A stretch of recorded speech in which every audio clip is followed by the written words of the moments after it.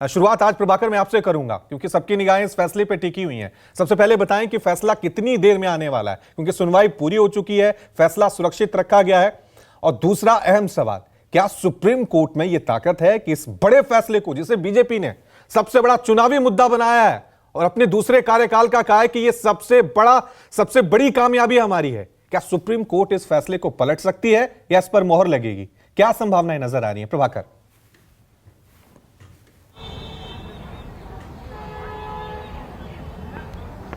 रवि, अब से ठीक 20 मिनट बाद 10:30 बजे संविधान पीठ बैठेगी, पांचों जज मुख्य न्यायाधीश की अगुवाई वाली बेंच बैठेगी और इस पर अपना फैसला सुनाएगी। फैसला में अगर आम आदमी के लिए आम भाषा में बात किया जाए तो सुप्रीम कोर्ट ये फैसला सुनाएगा कि जम्मू कश्मीर से विशेष राज्य का दर्जा हटाने से जुड़ा हुआ प्रावधान अनुच्छेद 370 जो हटाया गया था जम्मू कश्मीर से, वो फैसला सही था या गलत, ये सुप्रीम कोर्ट को इस मसले पर फैसला सुनाना है। अगर सुप्रीम कोर्ट ने अपने फैसले में कहा कि सरकार ने जो फैसला उठाया था, जो फैसला लिया था विशेष राज्य का दर्जा वापस लेने का, वो सही था, तो तब तो कोई दिक्कत कम से कम राजनीतिक स्तर पर यहां नहीं होगी, केंद्र सरकार को नहीं होगी। लेकिन अगर फैसला उलट आता है तो इसका रिपरकशन बहुत होने वाला है, क्योंकि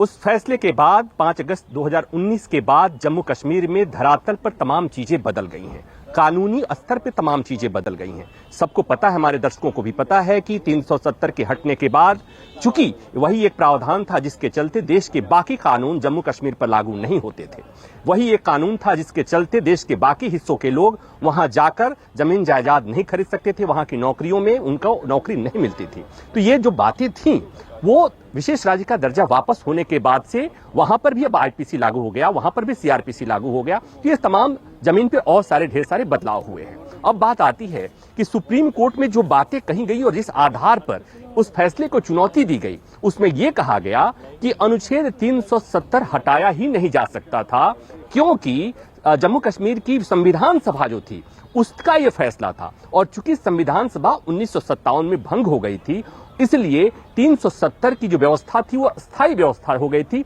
परमानेंट व्यवस्था है और उसे नहीं हटाया जा सकता। और इसी आधार पर यह कहा गया कि जिस सरकार ने जो हटाया है वो गलत ढंग से हटाया है। दूसरी बात यह भी कहा गया कि जिस तरह से जम्मू कश्मीर को 2 हिस्से में बांटा गया, 2 केंद्र शासित उसमें राज्यों की तरफ बांटा गया, वो भी गलत ढंग से बांटा गया और वहां पर राज्य सरकारों के नुमाइंदों से बात किए बगैर, यानी कि जम्मू कश्मीर विधानसभा से सलाह मशविरा के बगैर वो फैसला लिया गया, इसलिए भी ये गलत है। आपको दर्शकों को याद के लिए बता दूं कि जब ये मामला सुप्रीम कोर्ट में आया था तो सुप्रीम कोर्ट ने केंद्र सरकार को जब नोटिस जारी किया था तो पहला जवाब जो केंद्र सरकार की तरफ से आया था,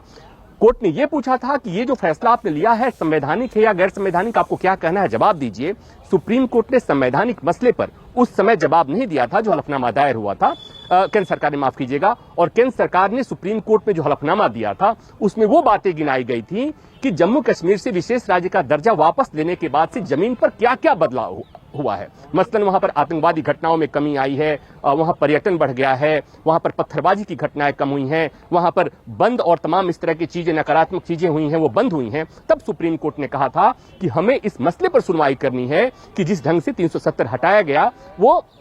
तरीका सही है या गलत, इस संबंध में आप जानकारी दीजिए। आपने जो हलफनामा दिया है ये उसके लिए पर्याप्त नहीं है। और उसके बाद सरकार ने दूसरा हलफनामा दिया था। सरकार अपने फैसले का बचाव करते हुए बार बार सुप्रीम कोर्ट में ये कह रही कि